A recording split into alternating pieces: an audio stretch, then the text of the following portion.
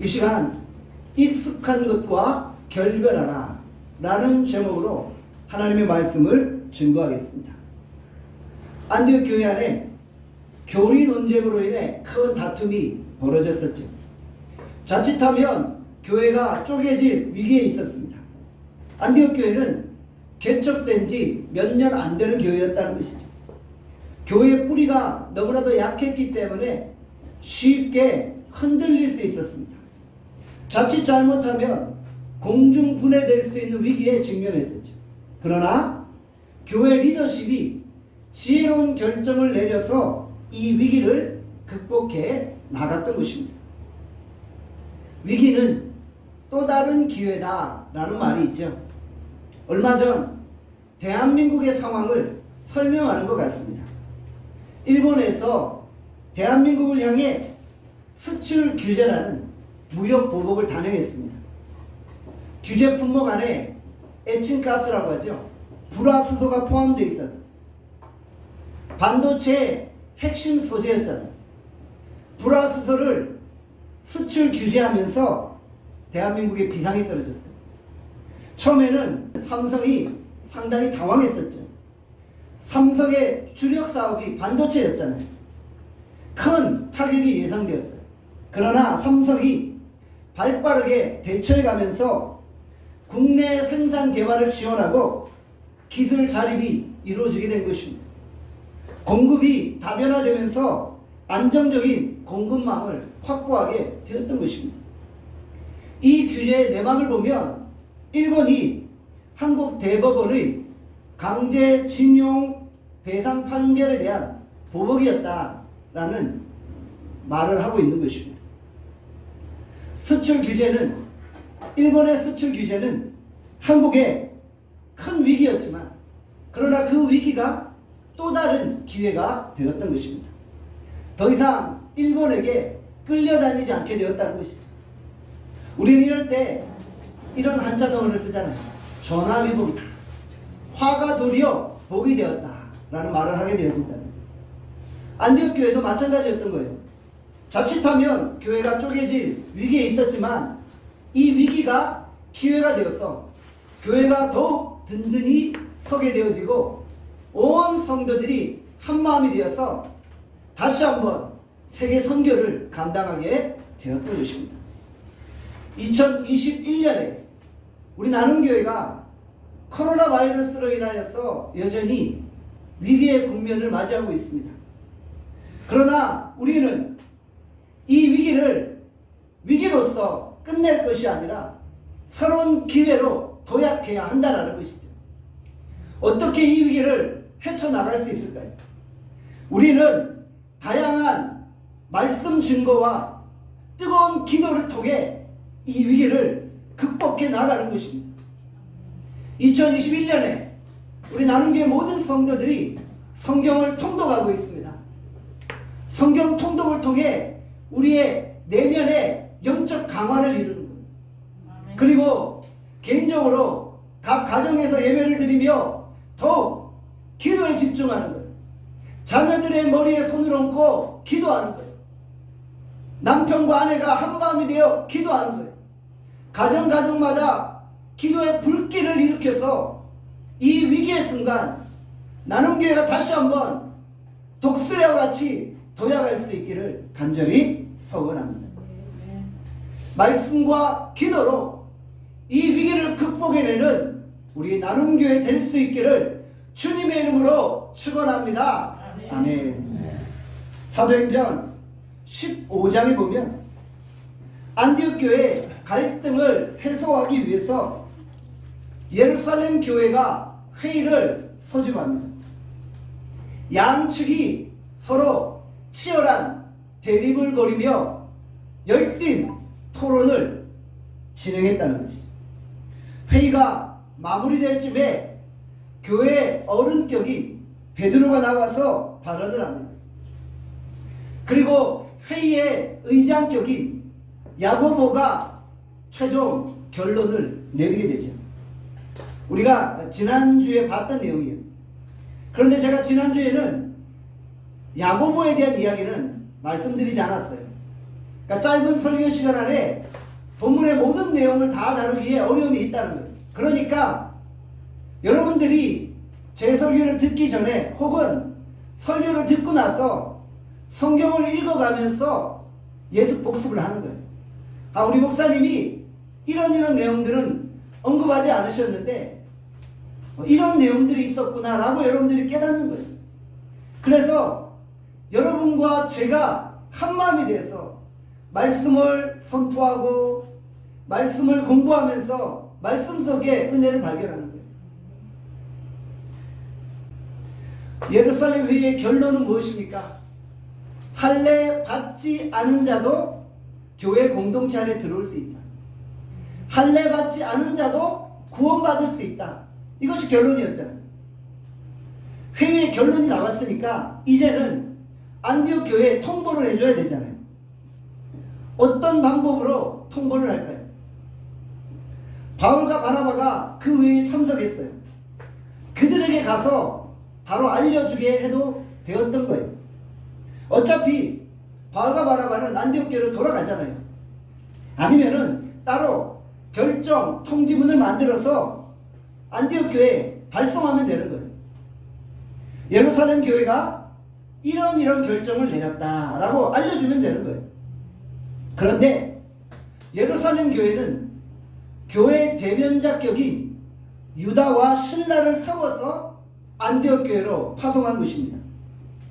예루살렘 교회가 대표자를 안디옥 교회로 파송해서 회의의 내용과 전후 상황들을 자세하게 설명해주는 배려를 했다는 것입니다.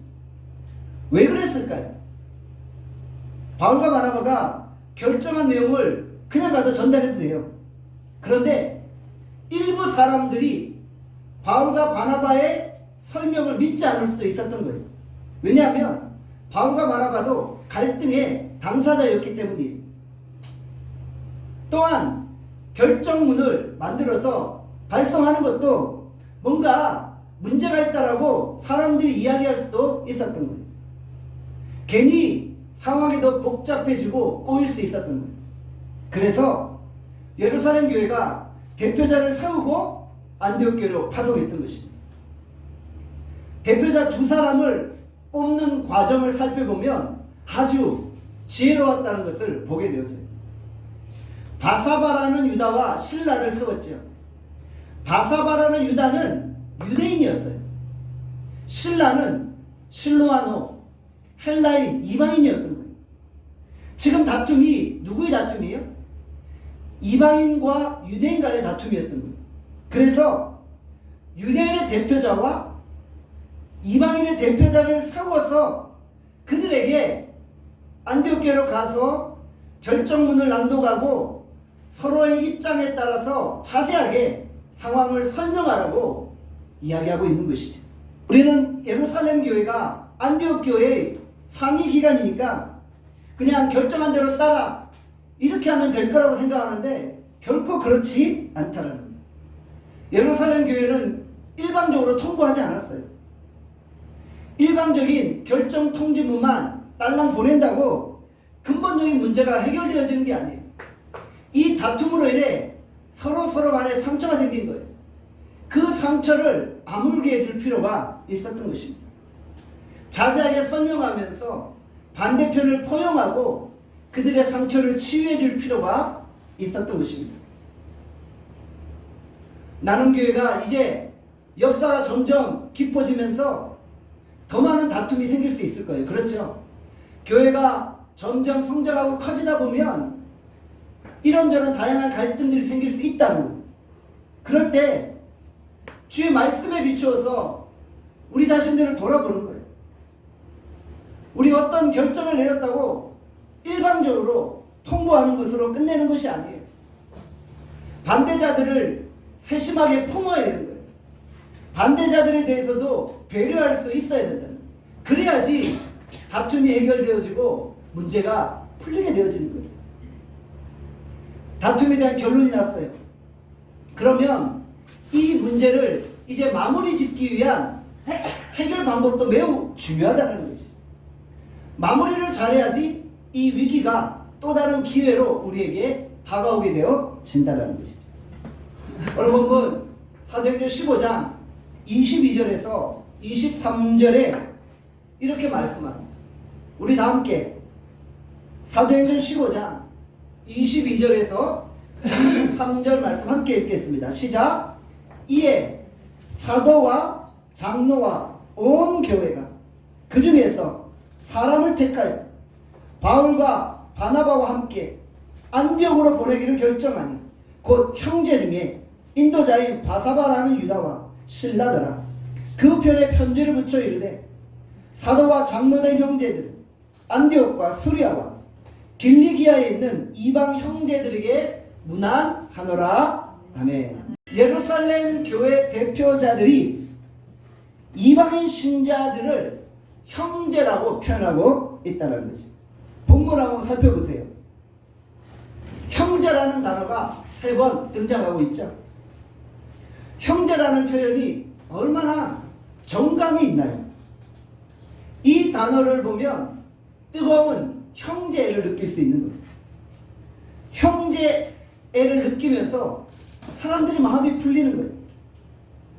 형제라는 단어만 들어도 다친 성도들의 마음이 열리게 되어지는 거예요. 유대인이나 이방인이나 하나님 안에서 동등한 형제라는 것이죠. 예루살렘 교회는 안디옥 교회를 보면서 우리가 상위 기관이니까 영적으로 우월하다라는 그런 권위의식을 가지지 않았어요. 서로 형제된 자로 품고 포용하고 하나 되기 힘썼다는 것이죠. 원래 형제라는 단어는 무엇을 의미합니까? 한 부모 밑에서 태어난 형제 자매들을 의미하는 것이잖아요. 사람의 노력으로 맺어진 관계가 아니라는 거예요. 태어날 때부터 운명적으로 정해진 관계인 거예요. 유대인과 이방인은 예수 그리스도 안에 운명적으로 하나 된 형제 자매의 관계라는 것이죠. 초대교회는 예수님을 믿는 사람들을 서로서로 형제 자매라고 불렀어요. 오늘날은 교회 안에서 형제 자매라는 단어보다는 집사님, 권사님 뭐 이런 표현들을 많이 쓰잖아요. 형제 자매라는 단어가 사실은 상당히 아름다운 단어인데 사실 요즘은 이단적인 교회에서 많이 쓰고 있어요. 이단적인 교회에서는 기존 교회 질서를 파괴해야 된다고 말하면서 뭐 목사님, 권사님, 집사님 이런 표현 안 쓰고요. 다 형제님이에요. 다 자매님이에요. 이렇게 표현하고 있더라고요. 우리도 한번 그렇게 한번 해볼까요? 조성임 자매님, 김인경 자매님 뭐 이렇게. 사실 교회 안에 성도들과의 관계는 육신의 형제 자매보다 더 가까운 관계가 될 수 있다는 거예요. 왜냐하면요, 육신의 형제 자매들은 매주마다 보지 않잖아요. 사실 가족들 멀리 떨어져 있으면 1년에 몇 번이나 보겠어요. 멀리 떨어져 있는 분들은 명절 때나 한번 보고 그런 경우가 많잖아요. 오히려 우리 교회 안에서 형제 자매들이 매주마다 보잖아요. 일주일에 2번씩 보고 3번씩 보고 그러는 경우가 많이 있다는 것이죠. 그러니까 육신의 가족 이상으로 우리가 영적으로 끈끈한 가족이 되어질 수 있다는 것입니다. 교회 안에서 다양한 사람들이 함께 신앙생활을 합니다. 생각도 다르고 학벌도 다르고 빈부의 차도 달라요. 그렇지만 우리는 교회 안에서 예수 그리스도로 말미암아 하나 될 수 있다는 것이죠. 유순한 사람도 있고 까칠한 사람도 있지만 예수 그리스도 안에 우리는 형제자매로 하나 될 수 있다는 것이죠. 우리가 한 아버지 하나님을 모시는 영적인 가족임을 고백할 수 있기를 바랍니다. 사도행전 15장 24절에서 26절에 말씀합니다. 우리 다 함께 24절에서 26절 말씀 읽겠습니다. 시작. 들은즉 우리 가운데서 어떤 사람들이 우리의 지시도 없이 나아가서 말로 너희를 괴롭게 하고 마음을 혼란하게 한다 하기로 사람을 택하여 우리 주 예수 그리스도의 이름을 위하여 생명을 아끼지 아니한 자이 우리가 살아가는 바나바와 바울과 함께 너희에게 보내기를 만장일치로 결정하였노라. 아멘. 예루살렘 교회는 안디옥 교회를 향해 사과의 편지를 보내고 있는 거예요. 사과를 표현하고 있는 거예요. 예루살렘 교회 교인 중에 몇 명이 안디옥 교회로 들어가서 교회를 어지럽혔다는 소식을 들었다. 그런데 그들은 예루살렘 교회가 공식적으로 파송한 교사들은 아니다. 예루살렘 교회가 그들에게 가르칠 권한을 준 일은 없는데 그들이 임의대로 가서 가르침으로 교회를 어지럽혔던 것 같다. 이 부분에 대해서 예루살렘 교회는 안디옥 교회에게 진심으로 사과한다. 이렇게 지금 이야기하고 있는 거예요. 그들이 예루살렘 교회 성도인 것은 맞지만 그들이 임의대로 간 거지 교회가 공식적으로 그들을 교사로 파송한 게 아니라는 것이죠. 사랑하는 여러분, 실제로 교회 안에 이런 일들이 벌어지고 있습니다. 교회 안에 거짓 교리를 가르치는 교사들이 침투해 있어요. 그래서 교회를 혼란케 만드는 경우가 종종 있다는 거예요. 기존 교회를 비판하면서 기존 교회가 가르치지 아니하는 새로운 진리를 가르치는 거예요. 우리는 언제나 새로운 것에 대한 호기심이 있잖아요. 아니, 우리 목사님이 한 번도 이야기 안 하셨던 것을 가르치니까 귀가 솔깃한 거예요. 그리고 그것을 배우고자 하는 마음이 생겨서 거기에 현혹되어지는 경우가 많다는 거예요. 사랑하는 여러분, 교회 안에서 어떤 내가 듣지 못한 그런 가르침이 선포될 때 반드시 그 부분에 대해서 목회자와 상의를 하셔야 하는 거예요. 평신도들은 잘 분별하지 못해요. 이것이 정말 바른 가르침인지 잘못된 가르침인지에 대해서 판단하기 어렵다는 거예요. 그래서 목회자들과 상의하셔야 돼요. 그래야지 교회가 혼란에 빠지지 않는다는 것이죠. 사랑하는 여러분, 여러분들이 진짜 바른 가르침, 바른 신앙과 바른 교리 위에 굳건히 설 수 있기를 간절히 소원합니다. 사도행전 15장 26절에 보면 바울과 바나바를 어떻게 표현하고 있죠? 우리 주 예수 그리스도의 이름을 위하여 생명을 아끼지 아니하는 자. 바울과 바나바는 생명을 아끼지 아니하고 주의 복음을 증거했던 사람들입니다. 이것을 주변 사람들이 지켜본 거예요. 그리고 그들은 정말 이런 사람들이라고 증언하고 있는 것입니다. 목숨을 걸고 사는 사람들은 주변 사람들이 보면은 다 알게 돼요. 아, 저 사람 정말 목숨을 걸고 살고 있구나 느끼게 되어진다는 것이죠. 오늘 우리는 어떤 삶을 살고 있습니까? 우리의 목숨을 걸 만한 인생의 목표를 발견하셨나요? 그리고 그 목표에 내 인생을 걸고 내 목숨을 걸고 있나요? 개인에 따라서 목숨을 거는 목적이 다를 수 있어요. 헬라파 유대인들은 자기들의 종교적인 열심에 목숨을 걸었던 거예요. 자신들이 가지고 있는 교리가 진리라고 생각하여 거기에 목숨을 걸었던 것이죠. 사실은 사도 바울이 변화되기 전에 잘못된 열심으로 예수 그리스도를 믿는 그리스도인들을 죽이려고 쫓아다닌 거잖아요. 사도 바울 자신도 과거에는 잘못된 열심에 인생을 걸었던 사람들입니다. 그런데 변화되고 나니 어떻게 됐어요? 이제는 예수 그리스도 안에서 참된 진리를 발견하고 진리를 위해 목숨 거는 자가 되었다는 것이죠. 진정 우리가 열심은 있는데 잘못된 열심, 알긴 아는데 잘못된 가르침에 빠져서 잘못된 종교적인 열심으로 살아가지 않기를 바랍니다. 우리가 진정 예수 그리스도를 바로 믿고 예수 그리스도를 위해 살아가는 열심을 낼 수 있기를 바랍니다. 예수님은 우리에 대해서 정확하게 판단하고 계시는 거예요. 우리가 예수 그리스도를 위해 목숨을 걸고 있는지를 정확하게 알고 계신다는 거죠.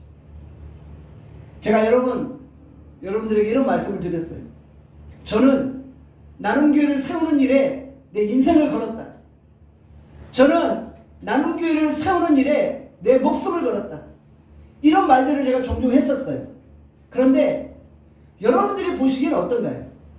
여러분들이 저를 보시기에 정말 제가 그렇게 사는 것 같나요? 제가 정말 예수 그리스도의 복음에 미쳐서 살아가고 있는 것 같나요?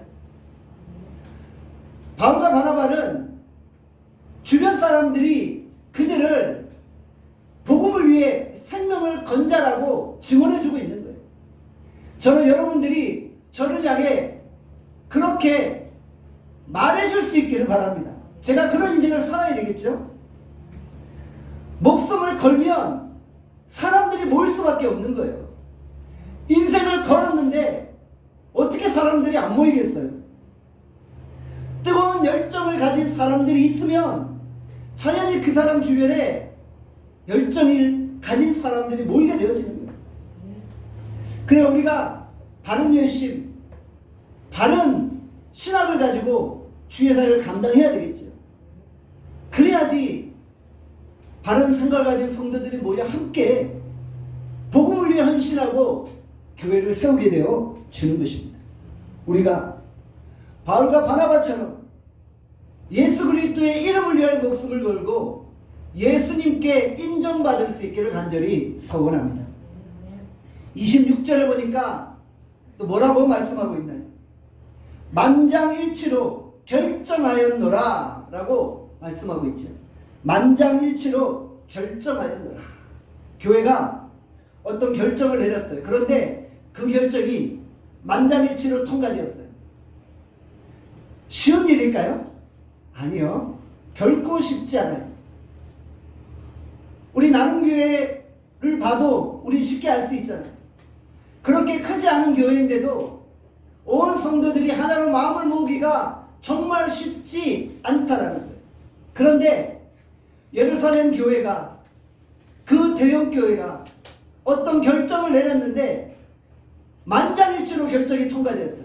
이것은 사람이 한 것이 아니에요.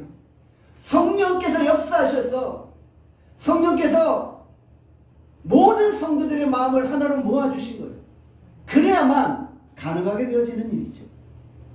모든 결정이 성령의 인도하신 가운데 이루어졌기 때문에 교회가 더욱 견고히 서고 분케 되어지는 것이죠. 이런 결정을 통해서 교회가 위기를 기회로 만드는 놀라운 부흥이 일어나게 되어진다는 것이죠.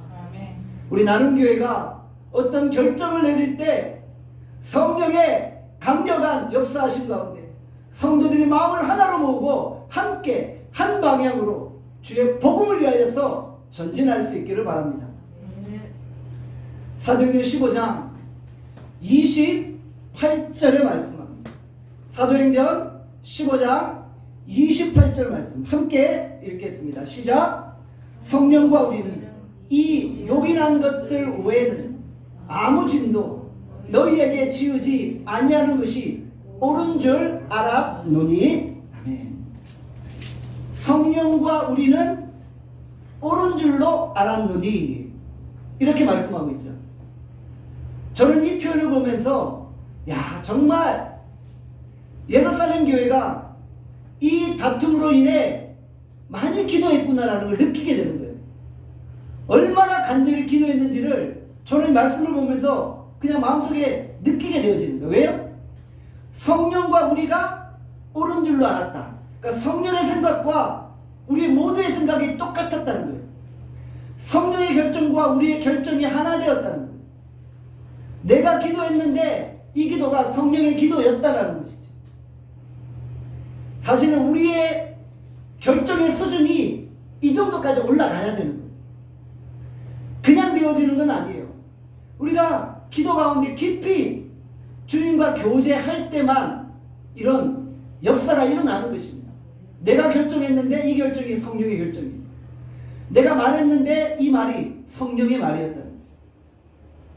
이것은 깊은 기도가 수반되어져야 돼요. 성령과 우리가 어떤 부분에서 일치했나요? 오늘 본문에 보니까 요긴한 것들 외에는 서로에게 짐을 지우지 않는다. 이 부분에 있어서 성령과 우리가 의견이 일치했던 거예요. 이것은 무슨 의미인가요? 본질적인 거 말고 비본질적인 것 가지고 싸우지 말라는 거예요. 할례를 받아야 구원받는다. 할례를 받지 않아도 구원받는다. 이런 논쟁은 비본질적인 것이라는 거예요. 구원만 받으면 되잖아요. 내가 구원받고 하나님의 자녀가 되면 되잖아요. 그런데 왜 할례를 가지고 서로 다투느냐입니다. 요긴한 것 외에 서로에게 짐을 지우지 말라는 거예요. 본질적인 것만 강조하면 된다는 거예요. 개종했던 유대인들은 너무나 할례가 익숙했던 거예요. 그들은 익숙한 것을 진리로 생각했어요. 그래서 예수를 처음 믿는 이방인들에게 자신들이 익숙했던 할례를 가르치고 주입시키는 거예요. 할례를 받아야 구원받는다라고 가르치고 있는 거예요. 개종했던 유대인들은 자신들이 익숙했던 할례를 이방인들에게 강요하면서 그들을 사실은 괴롭혔던 거예요. 그런데 우리가 익숙했던 것들이 진리가 아닐 수 있습니다. 우리가 항상 해오던 전통이 진리가 아닐 수 있다는 거예요. 우리가 이걸 인정해야 되는 거예요. 우리가 익숙한 것을 진리로 생각하는 사고를 버려야 하는 것입니다. 옛 전통도 버리고요. 익숙한 것과 결별해야 하는 것입니다. 우리는 본질에만 집중하면 되는 거예요. 비본질적인 것은 양보하고 수용할 수 있어야 하는 것이죠. 비본질적인 것을 가지고 싸우면서 에너지 낭비하지 않기를 바랍니다. 할 일도 많고 우리가 주를 위해서 헌신해야 될 수고들이 많이 있는데 왜 중요하지 않은 것 가지고 서로 싸우고 있습니까? 제가 교회를 개척하고 얼마 안 됐을 때쯤이에요. 나눔교회가 왜 예배를 시작할 때 종을 치지 않냐고 누가 이야기를 하시는 거예요. 과거에 한국교회가 예배를 드릴 때 땡 하고 종을 치고 예배를 시작을 했잖아요. 강대상에 종이 있었잖아요. 종을 땡 치면 예배가 시작됐구나 그렇게 아는 거예요. 저도 어린 시절에 그런 예배를 드렸어요. 그런데 우리 나눔교회는 개척할 때부터 종이 없었어요. 종을 안 쳤잖아요. 어떤 분이 와서 저보고 나눔교회 예배에 문제가 있다는 거예요. 왜 그러냐 들어봤더니 땡 종을 치고 예배를 안 드린다는 거예요.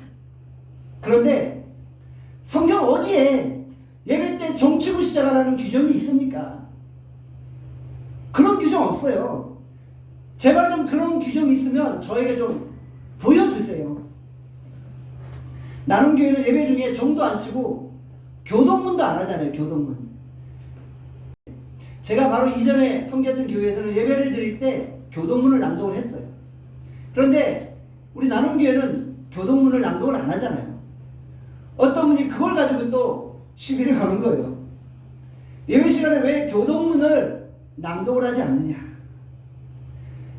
종을 안 치고 교동문을 낭독하지 않으면 예배가 아니라는 거예요.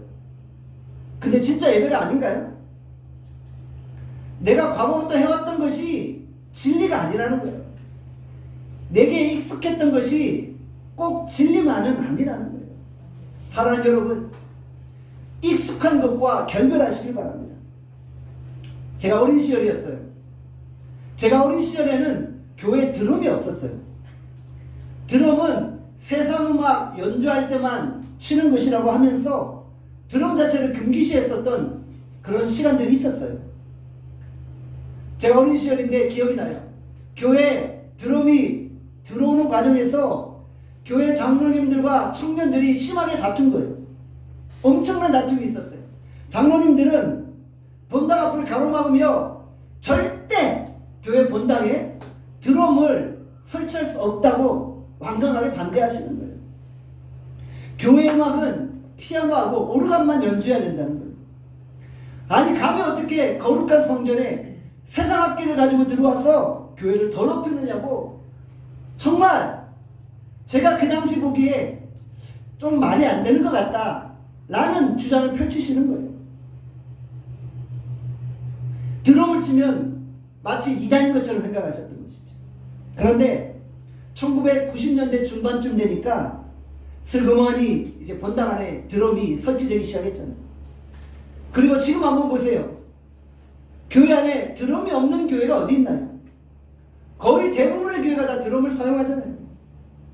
예배의 본질은 바뀌지 않았는데 예배의 형식은 시대에 따라서 조금씩 바뀌어질 수 있다라는 거예요.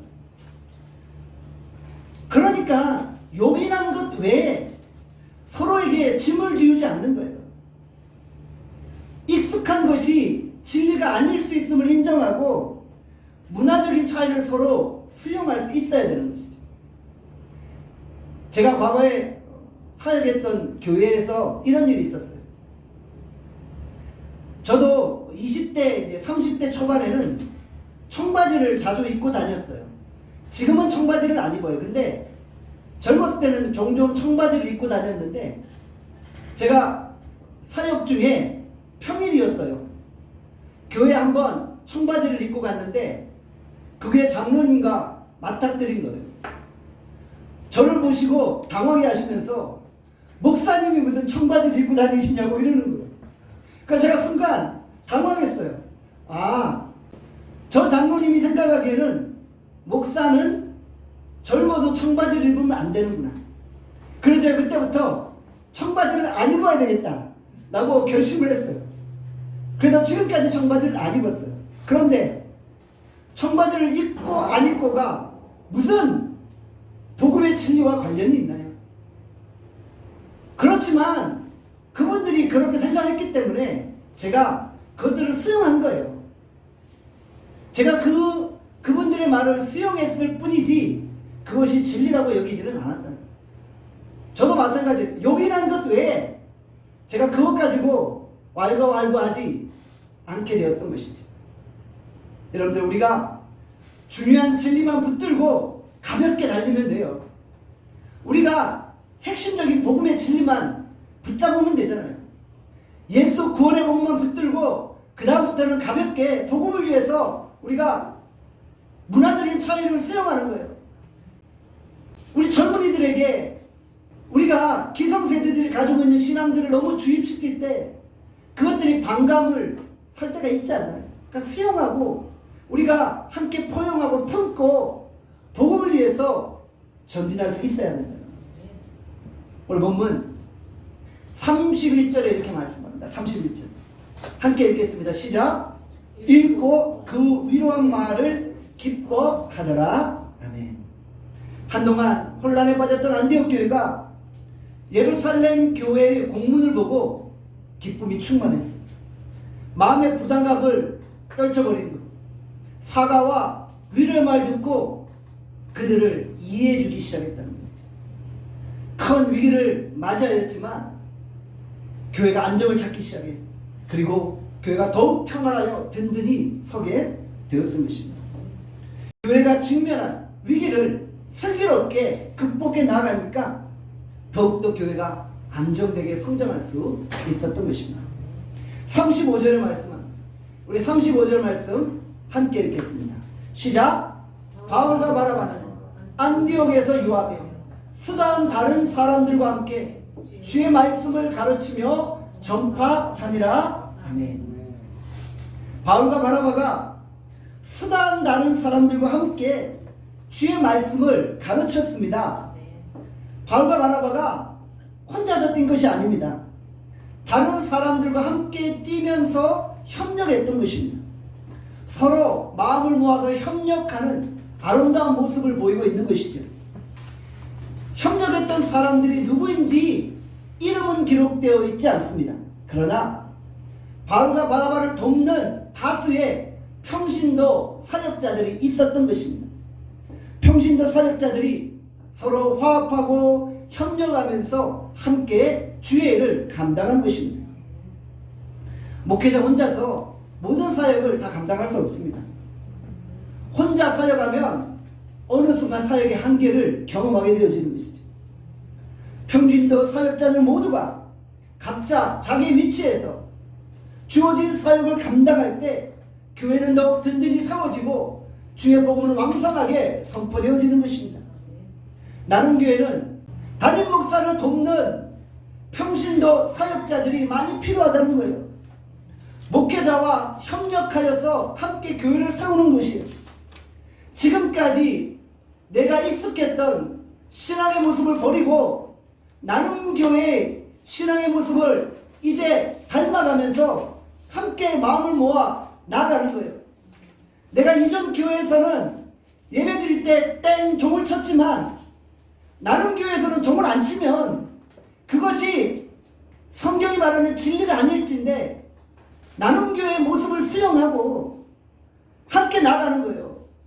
저에게 와서 이제부터 종을 치라고 그렇게 저를 바꿀 생각하지 마시고 여러분 우리 나눔교회에서 함께 저와 마음을 모아서 같은 길, 믿음의 길을 걸어가는 거예요. 서로의 신앙의 칼날을 맞추어서 함께 교회를 세워가고 우리가 천국까지 나가는 것입니다. 저는 여러분들이 바울을 돕는 평신도 사역자와 같은 역할을 감당할 수 있기를 원합니다. 여러분들이 저에게 바울을 돕는 평신도 사역자와 같은 사람들이 되어지기를 바랍니다. 우리가 성령의 음성을 따라 익숙한 것과 결별하고 본질에 집중할 수 있기를 바랍니다. 우리 모두 예수 그리스도와 그의 복음을 위하여서 생명을 아끼지 아니하는 헌신된 평신도 사역자들이 될 수 있기를 주님의 이름으로 축원합니다. 아멘. 우리 같이 합시다. 통성으로 기도하겠습니다. 같이 기도하시고 하나님 오늘 말씀을 생각하며 기도합니다. 하나님 아버지 안디옥 교회가 성도 간의 다툼으로 큰 위기를 경험했지만 결국은 예루살렘 교회의 지혜로운 결정으로 그 모든 상처가 치유되어지고 안디옥 교회는 더욱 든든히 살아가며 이방 선교사에게 베이스 캠프가 되었음을 우리는 보았습니다.